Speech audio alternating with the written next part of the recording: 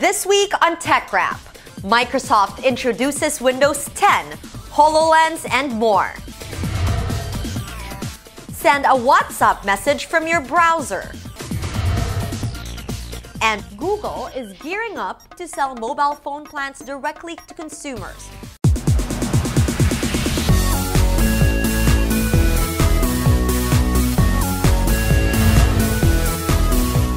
Hi, I'm Natashya Gutierriez, and this is TechRap. After several tries, it appears Microsoft finally figures out how to create a unified experience on different devices with only one operating system. The new OS now works on a PC, laptop, tablet, and mobile phones. Skype will also be integrated into the messaging app. Also making its way to the desktop is virtual assistant Cortana. Like Google Now, Cortana will respond to voice and type queries. Hey Cortana, send an email to my wife about the Seahawks. What's your message? One of the biggest announcements during the Windows 10 event is the launch of new browser codenamed Project Spartan. Microsoft finally ditches Internet Explorer in favor of a new browser lathered with new features and a deeper integration with Windows 10. Microsoft is also taking PC gaming to another level by adding an Xbox Launch app. Connected with your Xbox Live account, the app brings up Xbox One features, including your activity feed and messages. You can chat with people on Xbox Live, view console achievements and videos, and even record your own clips from your desktop. And of course, you can stream games from your Xbox One. Lastly, with the emergence of wearable tech trends, Microsoft joins the bandwagon by revealing it is developing a new augmented experience through the HoloLens. It will run on its own operating system called Windows Holographic. It sports its own self-contained computing system, including a CPU, a graphics processing unit, holographic processor, and integrated motion and environmental sensors. The visor even adds spatial sounds so that users don't just see the holograms in every angle they're in, they can hear them as well. NASA also partners with Microsoft in developing a software called OnSite, which will enable scientists working with the Mars rover to explore the planet without having to leave their office.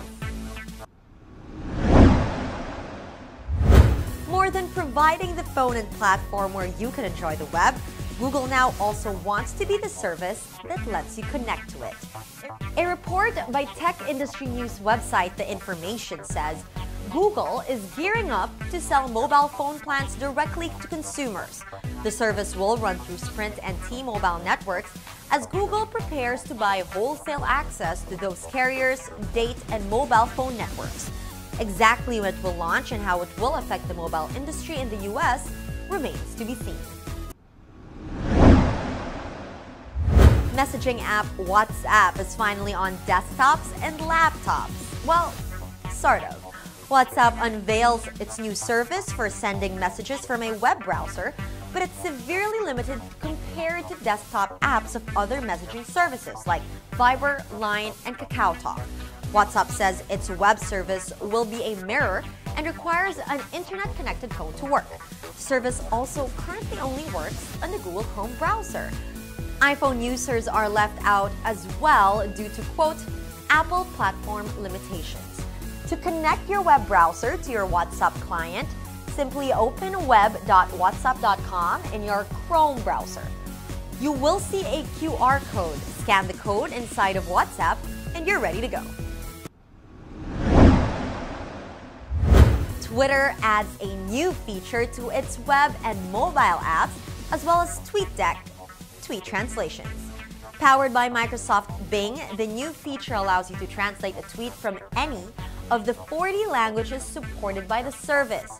Simply tap or click on the globe icon on the tweet, and the translation will appear in a text below the tweet. As cool as it sounds, Twitter says the translations are not perfect and may have a few accuracy and fluency errors. Speaking of tweets in other languages, Pope Francis, during his visit to the Philippines, tweeted in Filipino. Some of those tweets landed in the most retweeted tweets in the Philippines. The Pope's Twitter handle @Pontifex tweeted in Filipino for the first time on January 16, 2015.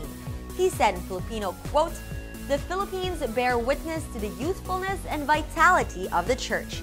This is the same tweet that now holds the record for the most retweeted tweet in the Philippines and most retweeted tweet of the Pope since his account was created in March 17, 2013.